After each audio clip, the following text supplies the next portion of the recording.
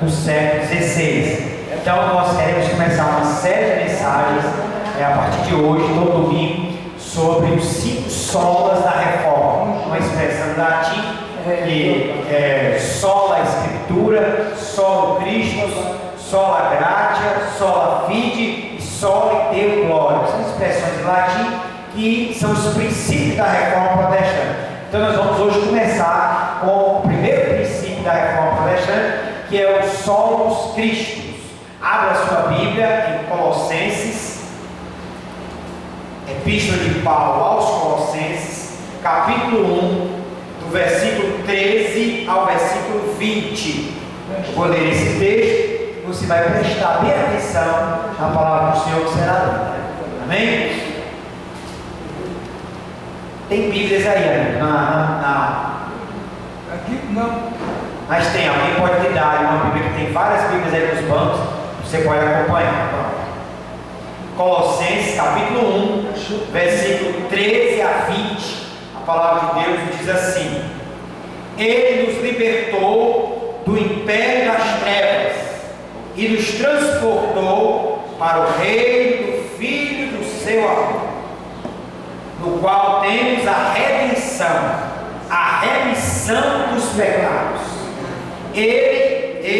Este é a imagem do Deus invisível, o primogênito de toda a criação, pois dele foram criadas todas as coisas, nos céus e sobre a terra, as visíveis e as invisíveis, sejam tronos, sejam soberanias, quer principados, quer potestades, tudo foi criado por meio dele e para ele.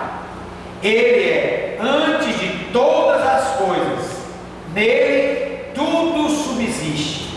Ele é o cabeça do corpo da igreja. Ele é o princípio, o primogênito de entre os mortos, para em todas as coisas ter a primazia, porque aprouve a Deus que dele residisse toda a plenitude, e que, havendo feito a paz pelo sangue da sua cruz, por meio dele reconciliasse consigo mesmo todas as coisas, quer sobre a terra, quer nos céus. Vamos orar por esta palavra. Senhor Deus, Pai amado, em nome de Jesus, nós te adoramos, nós te bendizemos e estamos, ó Pai, neste momento querendo ouvir a voz do Senhor. Deus, fala no nosso coração, edifica a tua igreja nesta manhã, é o que nós te pedimos e oramos, no nome de Jesus, amém. Amém. Meus amados irmãos e ouvintes da palavra do Senhor, um dos princípios da reforma protestante do século XVI é aquilo que ficou convencionado se chamar de solos Christus, que é uma expressão latina que significa somente Cristo. Este é um dos princípios que norteou os reformadores, que norteou aqueles que deram início à reforma protestante do século XVI, do qual nós somos herdeiros. E agora, no dia 31 de outubro, celebramos mais um ano da reforma protestante do século XVI. Todos nós, acredito que já assistimos o excelente filme O Alto da Compadecida, do diretor Gael Arraes, que foi baseado no livro homônimo do grande escritor paraibano Ariano Suassuna, que é uma comédia hilária, que até este ano agora anunciaram que vão fazer o número 2, o filme número 2 do Alto da Compadecida, com os mesmos atores, e depois de 20 anos que o primeiro filme foi rodado, e se tornou um grande sucesso no cinema nacional. Mas é interessante que esse filme, ele, apesar de ser uma comédia, de ser hilário, de ser um grande sucesso, mas ele tem um erro doutrinário fundamental. Isto porque o título do filme é O Alto da Compadecida e todo o enredo gira em torno de que o personagem principal, Giló, roga não a Deus, roga não a Jesus, mas roga a Maria, a mãe de Jesus, como a compadecida, aquela que se pode compadecer dele e dar a ele vida de novo à terra. E assim então que o enredo do filme se depois de todos serem mortos por um cangaceiro, né, Giló, lá diante do trono de Deus, roga a Maria, roga a Comparecida que ele tenha uma outra chance na terra, e ela assim concede a chance para que ele novamente volte à terra. Meus amados, esse é um erro doutrinário básico, porque a Bíblia Sagrada em nenhum momento concebe Maria como a comparecida, como a mediadora, como a advogada. Pelo contrário, a Bíblia Sagrada concebe somente Cristo, somente Jesus como advogado, como o mediador. Paulo deixa muito claro lá na sua segunda epístola a Timóteo, no capítulo 2, versículo 5, ele diz: pois não há, porquanto há um só Deus e um só mediador entre Deus e os homens, Cristo Jesus, o homem. Portanto, este é o princípio da palavra de Deus, que somente Cristo é o mediador, que somente Cristo é o caminho, que somente Cristo é a verdade, que somente Cristo é a trilha para Deus, é o caminho para Deus, é a porta para Deus. Daí, meus amados, que os reformadores do século XVI resgataram esse princípio que andava esquecido na história da igreja, sobretudo a partir do quarto século, quando a igreja se afastou da verdade bíblica e começou uma série de inovações, entre elas a adoração a Maria, a adoração aos santos, a adoração de imagens, a oração pelos mortos, a crença no purgatório. São várias doutrinas que foram inseridas na igreja, e depois ficou conhecida como Igreja Católica Romana, que se afastou da palavra de Deus, que se tornou verdadeira aberração à luz da palavra, uma verdadeira heresia que foi oficializada como doutrina da igreja. Mas os reformadores, com a graça de Deus, com o discernimento espiritual, resgataram dentro dos princípios da reforma o princípio de que somente Cristo deve ser adorado, somente Cristo deve ser honrado, somente Cristo deve ser crido, deve ser confessado, e Cristo Jesus é o Senhor, é o Salvador. Portanto, a salvação da humanidade só depende de Cristo Jesus. Amém? Nós queremos então pensar sobre esse princípio do somente Cristo, ou do solus Christus em latim. Este lema da reforma, ele contém princípios não somente para a igreja, para a doutrina da igreja, mas é também um princípio fundamental para as nossas vidas como cristãos, como seguidores de Jesus, como discípulos do Senhor, como aprendizes de Cristo. Nós podemos aprender muito a partir desse princípio. Portanto, mantenha sua Bíblia aberta e vejamos como, à luz da palavra de Deus, o princípio do solus Christus é um princípio fundamental para a nossa existência como cristãos, para o nosso entendimento como seguidores de Jesus. Então, a primeira questão que nós podemos trabalhar, refletir sobre essa doutrina do solus Christus é a respeito da centralidade de Cristo.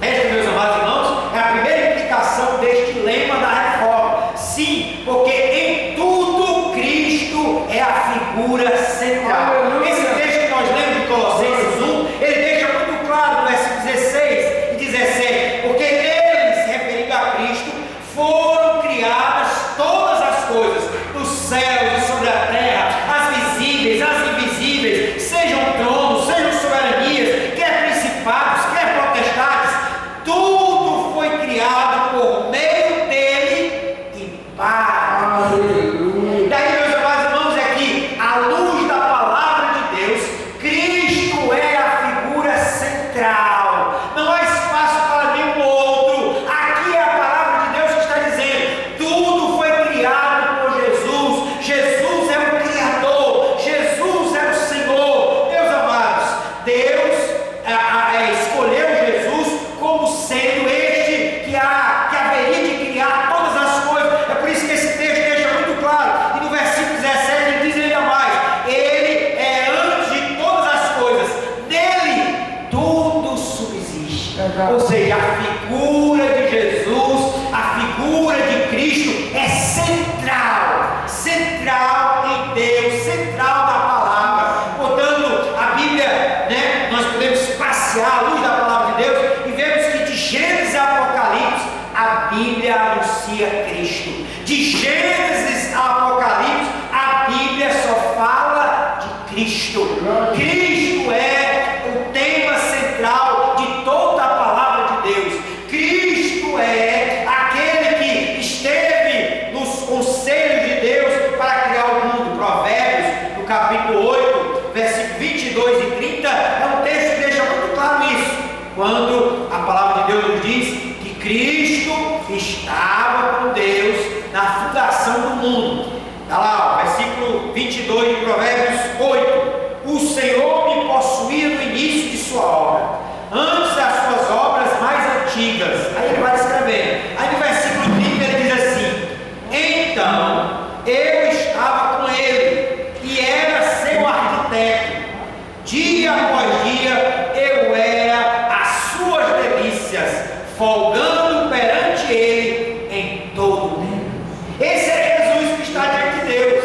Esse é Jesus que está nos eternos decretos e conselhos de Deus ao criar o universo, ao criar o mundo. Mas a Bíblia diz que na obra da criação Jesus estava presente e ele era o próprio Criador. O Evangelho de João capítulo 1 diz: no princípio era o Verbo estava com Deus e o Verbo era Deus.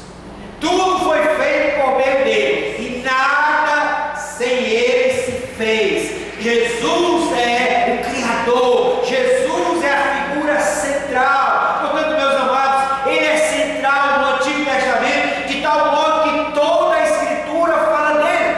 O próprio Jesus declarou lá em João 5,39: examinais as Escrituras, porque cuidais ter nela a vida eterna, e são elas que de mim testificam. As Escrituras do Antigo Testamento testificam de Cristo, testificam de Jesus. Cristo, ele é central não somente para as Escrituras do Antigo Testamento, mas ele é central para a igreja. Esse texto de Colossenses diz, lá no versículo de número 18, que ele é o cabeça do corpo, a igreja. Portanto, a cabeça da igreja é Jesus, não é o Papa, não é Maria, não é José, não é Pedro, não é João, não é o pastor, não é o bispo, não é o apóstolo, não é o missionário. A figura central, o cabeça da igreja é Jesus. Ele mesmo declarou a Pedro: tu és Pedro, sobre esta pedra edificarei a minha igreja. Portanto, nós somos a igreja de Cristo. Amém, amados? Ele é o Senhor da igreja, ele é o cabeça da igreja. Jesus é Senhor e é central, tanto no Antigo Testamento, tanto para a igreja. Ele é a figura central da história, ao ponto de lá em Apocalipse, no capítulo 21, versículo 6, a Bíblia Sagrada diz assim, é o próprio Jesus que declara: disse-lhe ainda, tudo está feito, eu sou o Alfa e o Ômega, o princípio e o fim. Eu, a quem tem sede, darei de graça da fonte da água da vida. Essa expressão, eu sou o Alfa e eu sou o Ômega, são as duas letras do alfabeto grego. O princípio e o fim, o Senhor está querendo dizer que ele é o Senhor da história. A história não está nas mãos dos ditadores, a história não está nas mãos dos políticos, a história não está nas mãos da ciência, dos pensadores, dos sábios, dos filósofos, a história não está nas mãos dos déspotas, a história está nas mãos de Cristo. Amém, amados? Jesus é o Senhor da história, ele é o centro da história, de tal maneira que ele foi declarar: eu sou o princípio e o fim, eu sou o Alfa e o Ômega. Portanto, meus amados, Jesus é central para a história humana. A figura de Jesus é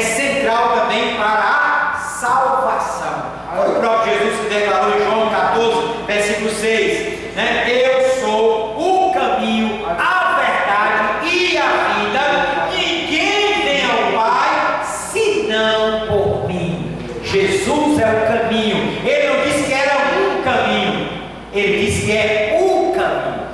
Nós temos aí artigo definido e artigo indefinido. Jesus não disse eu sou um caminho, como alguns lá fora acham que o caminho para Deus, todas as religiões levam para Deus, assim como dizem que todos os caminhos levam a Roma. Mas Jesus desfaz essa lógica, porque ele não diz eu sou um caminho, ele declara eu sou o caminho, o único caminho para Deus, é o Senhor Jesus. Portanto, ele é central. Quem quiser ser salvo precisa crer em Jesus como o caminho para Deus. Amém? Daí é que o lema reformado, somente Cristo, resgata uma verdade bíblica que não podemos jamais esquecer ou subestimar, sobretudo no que diz respeito à salvação. Trata-se aqui de uma verdade bíblica inegociável e irrefutável. Atos dos Apóstolos, capítulo 4, versículo 12, a palavra de Deus diz assim, Atos dos Apóstolos, capítulo 4, versículo 12: e não há salvação em nenhum outro, que abaixo do céu não existe nenhum outro nome dado entre os homens pelo qual importa que sejam salvos. Só o nome de Jesus é que os homens podem ser salvos, só através da pessoa de Jesus. Portanto, Jesus é central. É isso que a palavra de Deus está dizendo. Ele é central para o Antigo Testamento, ele é central para a igreja, ele é central para a história, ele é central para a salvação. Portanto, quem quiser ser salvo precisa crer somente em Jesus. Amém, igreja? Amém. Quais então as implicações desse princípio para nós?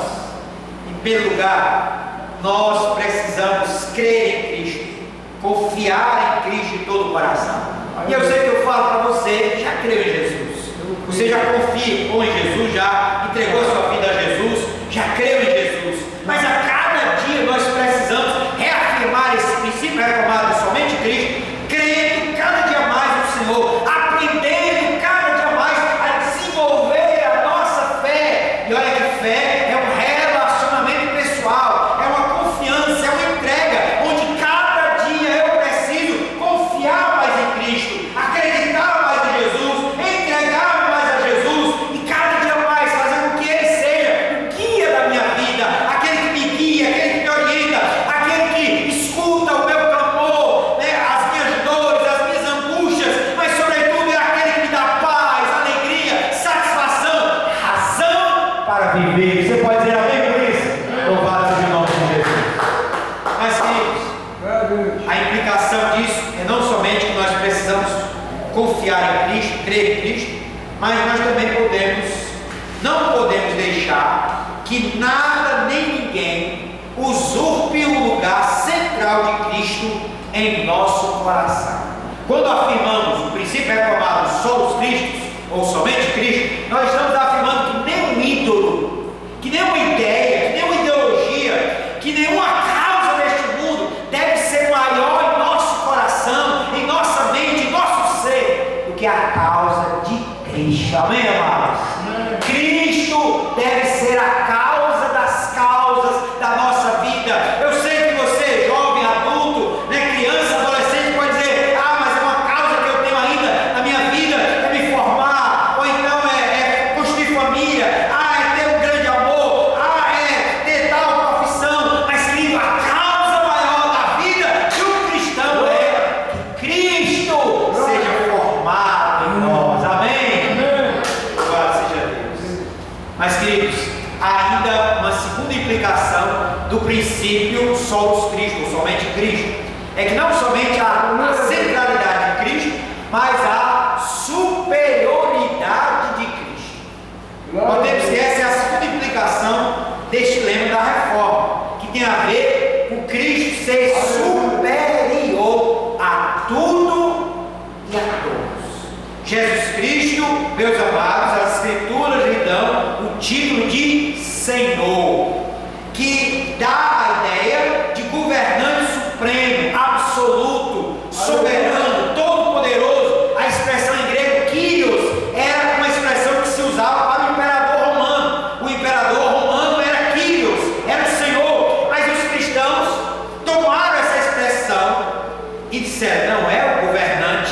supremo imperador do Império Romano. Muito embora o Império Romano seja grande, seja grande em magnitude, seja grande em extensão, mas ele não pode ter esse título de Senhor, porque Senhor absoluto, soberano, todo-poderoso é Cristo Jesus. Ele sim é o Senhor. Aleluia!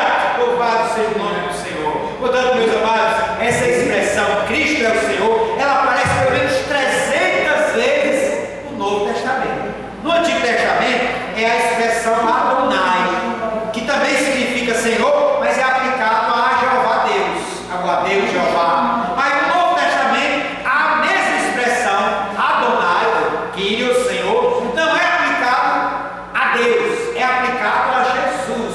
Jesus é o Senhor. E o que isso significa? Significa a superioridade moral, espiritual, intelectual de Cristo Jesus. Nesse sentido, nós podemos dizer: Cristo é uma figura incomparável, superior a tudo e a todos. Ele é superior na sua divindade, somente Ele é Deus, né? Os homens reconheceram isso, a palavra de Deus reconhece isso, que quando Jesus veio a este mundo, os homens reconheceram: Jesus é Deus, Ele é a expressão exata do ser divino. Mas não somente isso, Ele é superior na sua humanidade. Ninguém foi como Jesus, ninguém foi humano como Jesus, ao ponto de um teólogo dizer, né, humano assim como Jesus só podia ser Deus. Meus amados, de fato Jesus viveu a sua humanidade de maneira plena, de tal maneira que Paulo, escrevendo aos Efésios, ele diz que nós devemos crescer na estatura do varão perfeito, na varonilidade de Cristo Jesus. Portanto, Jesus é o modelo, é o paradigma, é o exemplo maior do que é ser humano, porque Jesus é superior na sua divindade, na sua humanidade. Ele é incomparável. Você pode dizer amém por isso? Amém? Louvado seja Deus. Assim é que podemos pensar quais as implicações da superioridade de Cristo. Em primeiro lugar, nós, se cremos que Jesus é superior, devemos total submissão a Ele. Jesus mesmo declarou lá em Lucas capítulo 6, versículo 46: por que me chamais de Senhor, se não fazeis o que eu vos mando? Quando nós confessamos que Cristo é o Senhor, que Cristo é o superior, o soberano a tudo e a todos, nós estamos declarando algo pelo qual há uma implicação muito clara. Nós precisamos obedecê-lo, nós precisamos amá-lo, nós precisamos cumprir a sua vontade, nós precisamos obedecer ao Senhor. Se Ele é o Senhor, se Ele é o soberano, nós somos servos, e como servos precisamos obedecer à vontade do Senhor, precisamos verdadeiramente cumprir a vontade do Senhor na nossa vida. Amém? Mas também há uma outra implicação da superioridade de Cristo, é que nós devemos desenvolver um senso de dependência total de Cristo. Jesus, os irmãos vão lembrar, certa vez declarou lá no Evangelho de João, capítulo 15, versículo 5: sem mim nada podeis fazer. Vamos repetir? Sem mim nada podeis fazer. Quando Jesus declarou isso, todos os apóstolos ficaram conscientes de que eles dependem de Cristo para tudo. Sim, meus amados, você está aqui, eu estou aqui, nós só estamos vivos por causa de Cristo Jesus. Ele é o soberano, Ele é superior a tudo e a todos, e nós precisamos desenvolver a cada dia um senso de dependência do Senhor. Afinal, Ele mesmo disse: sem mim nada podeis fazer. Nós não podemos fazer nada sem o Senhor, sem a direção do Senhor, sem a vontade do Senhor, sem a luz do Senhor na nossa vida. Amém, igreja? Mas, queridos, há uma terceira e última implicação para o lema reformado do somente Cristo. Não somente entendemos que Jesus é central, que Jesus é superior, Mas é uma terceira e última implicação, que é: Jesus é singular, a singularidade de Cristo. Essa é a terceira implicação da expressão do princípio reformado chamado somente Cristo. Cristo é o ser mais singular, único e inigualável que já palmilhou esta terra. Isaías, Deus dizendo lá no livro do profeta Isaías, ele diz assim: a quem me comparareis? Jesus é incomparável. Jesus é singular. Sim, todos nós temos a nossa singularidade, mas Jesus é único. Jesus é incomparável. Jesus é este ser humano, é este Deus que já palmilhou a face da terra, do qual todos nós precisamos estar maravilhados, porque Ele é singular, é único, é irrepetível na sua vida, meus amados. Por conta disso, o poeta, H.G. Wells, certa vez afirmou: Cristo é a pessoa mais singular da história. Ninguém pode escrever a história da raça humana sem dar o primeiro e o mais importante lugar ao humilde mestre da Galileia. Jesus é este singular. Jesus é esta pessoa maravilhosa. É este um dos termos pelo qual Isaías, no capítulo 9, anuncia a pessoa de Jesus. Ele seria chamado por 5 nomes. E lá Isaías capítulo 9, porque um filho se nos deu, um menino nos nasceu e um filho se nos deu, e o governo está sobre os seus ombros, e o seu nome será Maravilhoso, Conselheiro, Deus Forte, Pai da eternidade, Príncipe da paz. Porque Jesus é maravilhoso, porque Ele é singular, porque que há uma singularidade na pessoa de Cristo que o torna incomparável. Jesus é singular no seu nascimento. Ele, diz a Bíblia Sagrada, que a Virgem conceberá e dará à luz um filho, pelo qual porá o nome de Jesus, Emanuel, o Deus conosco.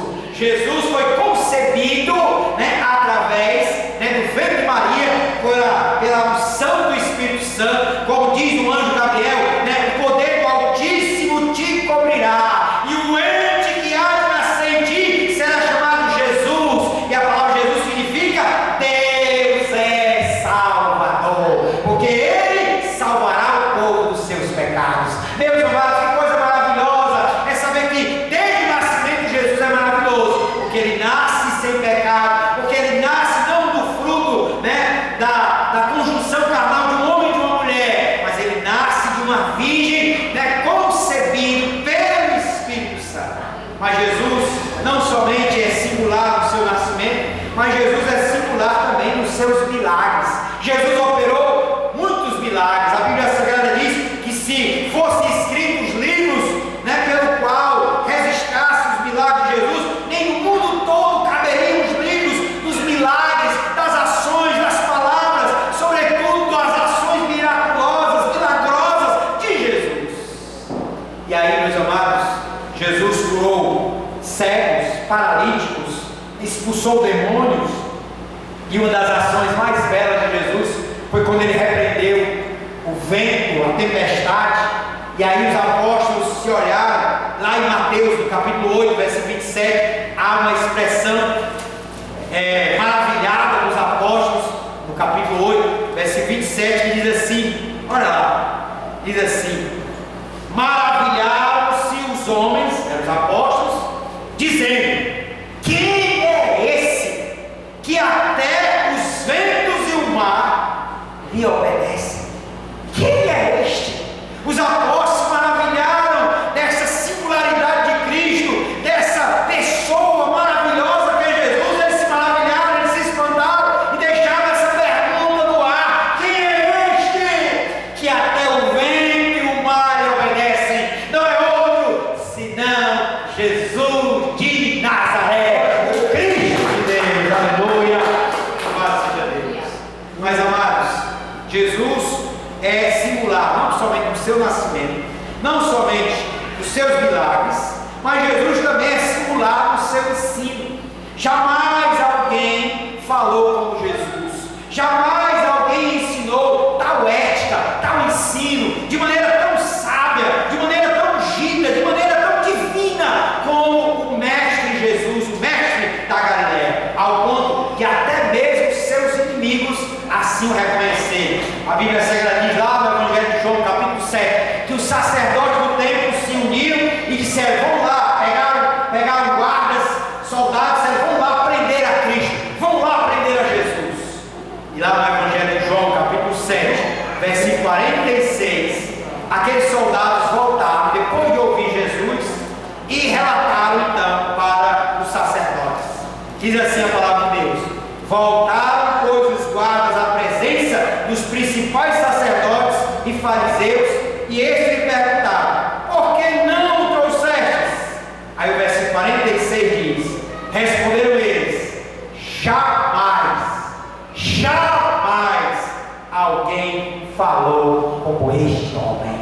Esse é Jesus, cujo ensino é tão excelso, cujo ensino é tão singular, cujo ensino é tão incomparável, que os homens se maravilharam e até mesmo seus inimigos declararam: jamais alguém falou como este Jesus, como este homem. Louvado seja o nome de Jesus. Mas amados, Jesus também, ele é singular, também na sua morte de cruz. Jesus morreu a sua morte de cruz. E quantas pessoas antes de Jesus já haviam morrido na cruz? Quantos malfeitores, quantas pessoas que já haviam morrido na cruz do Calvário, né? Na cruz, diversos locais lá em Jerusalém, e por todo o Império Romano, que era muito comum a crucificação de malfeitores, de ladrões. Mas Jesus tem uma singularidade na sua morte de cruz, que a morte de Jesus na cruz cumpre aquilo que João Batista, quando viu chegando para ser batizado: eis o Cordeiro de Deus que tira o pecado do mundo. A morte de Jesus foi a morte na cruz para nos dar salvação, para perdoar os nossos pecados. E ele mesmo declarou: quando eu for levantado da terra, todos atrairei a mim mesmo. Louvado seja o Senhor, porque nós fomos atraídos à cruz de Cristo. Amém, amados? Jesus é singular na sua cruz. Jesus é singular na sua ressurreição. Segunda Epístola a Timóteo, no capítulo 1, versículo 10, diz assim a palavra de Deus: e manifestada agora pelo aparecimento de nosso Salvador Cristo Jesus, o qual não só destruiu a morte, como trouxe à luz a vida e a imortalidade mediante o Evangelho. Jesus destruiu a morte. Olha que coisa preciosa, amados. Jesus venceu a morte. Jesus ressuscitou. Portanto, a morte é a maior fake news da história, porque a partir de Jesus ele destruiu a morte. Por isso o apóstolo Paulo dizia: tragada foi a morte pela vitória. Onde está a morte, a tua vitória? Onde está a morte, o teu aguilhão? Graças a Deus, porque em Cristo Jesus ele nos fez mais que vencedores. Amém? Louvado seja o nome do Senhor. Diante da pessoa de Cristo e da sua singularidade, não há como ficar impassível. Daí temos uma clara implicação para nós da singularidade de Cristo. Diante dele, temos que tomar uma posição apaixonada. Meus amados, se somos cristãos, vamos ser cristãos apaixonados por Jesus. Vamos ser cristãos onde o amor pulsa em nosso coração, o amor por Jesus, essa figura singular, essa figura única, que nos maravilha, que nos entusiasma, que nos apaixona. Meus amados, igreja do Senhor, cristãos do século XXI, vamos resgatar o primeiro amor, vamos amar e nos apaixonar por Cristo Jesus, o excelso Senhor, singular. Amém, amados? Eu lembro de uma frase muito bonita de G.K. Chesterton, que é um famoso escritor católico do século XVII, perdão, e ele dizia assim: desde que o seu cristianismo seja menos uma teoria e mais um caso de amor. Fecha aspas, vou repetir. Desde que o seu cristianismo seja menos uma teoria. Tantos cristãos fazem do cristianismo uma teoria, uma doutrina, um dogma, e muito mais um caso de amor. Queridos, nós cristãos, nós discípulos de Jesus, precisamos resgatar essa visão apaixonante, essa visão de que de fato nós, se cremos em Jesus, nós estamos num caso de amor com o Eterno, num caso de amor com esse Deus que se revelou na pessoa de Jesus, de tal modo que nós podemos dizer como Tomé: Senhor meu e Deus meu. Amém, amados? Louvado seja o nome do Senhor. Vamos terminar essa nossa reflexão. Nós podemos concluir entendendo que o princípio solos Cristo tem muitas implicações para todos nós nos dias de hoje. Vivemos num mundo pluralista, onde impera o chamado relativismo em todas as esferas. Mas nós, cristãos, somos chamados a reafirmar a centralidade, a superioridade e a singularidade da pessoa de Cristo. Ele é central, ele é superior, ele é singular, como nenhum outro na face da terra. E eu termino essa reflexão com um episódio que aconteceu na vida do grande pregador Paul Washer, pregador americano, famosíssimo e tido por muitos como radical, mas que tenta pregar o evangelho genuíno. Paul Washer estava dando uma palestra numa universidade e falando acerca da morte de Jesus como uma morte expiatória, uma morte sacrificial, uma morte redentora. E aí, depois que ele termina aquela palavra, um estudante o interrompe e diz: olha, eu não entendo como é que a morte de um só homem pode salvar do juízo eterno milhares de homens. Como é que um homem na história, né, morre e a morte desse homem pode então salvar todos os homens que creem nele? Eu não entendo. Isso foi a pergunta de um jovem estudante, um debate, uma palestra de Paul Washer numa academia. E a resposta de Paul Washer é interessantíssima. Ele disse: é que a vida deste homem, no caso Jesus, vale mais do que todos os outros nomes de homens juntos. Junte todos os homens, junte todas as religiões, junte toda a beleza, junte toda a ciência, junte toda a arte, junte toda a música, junte toda a poesia e coloque tudo isso no lado da balança. E coloque do outro lado da balança a pessoa bendita, singular, eterna de Jesus. E Jesus pesa mais. E Jesus pesará mais, muito mais do que toda a ciência, do que toda a arte, do que toda a beleza, do que todas as religiões, do que todos os homens juntos. Cristo pesará muito mais, porque Ele é singular, Ele é excelso, Ele é superior, Ele é o Cristo de Deus. Amém, amados? Sim, meus irmãos, nós podemos concluir essa reflexão, entendendo que todos nós precisamos viver cada dia mais as implicações do somente Cristo. Cristo é central, Cristo é superior, Cristo é singular. Deus abençoe a todos. Vamos baixar as nossas cabeças e vamos orar. Baixe sua cabeça, nós vamos orar. Sentados aqui. Pode sentar.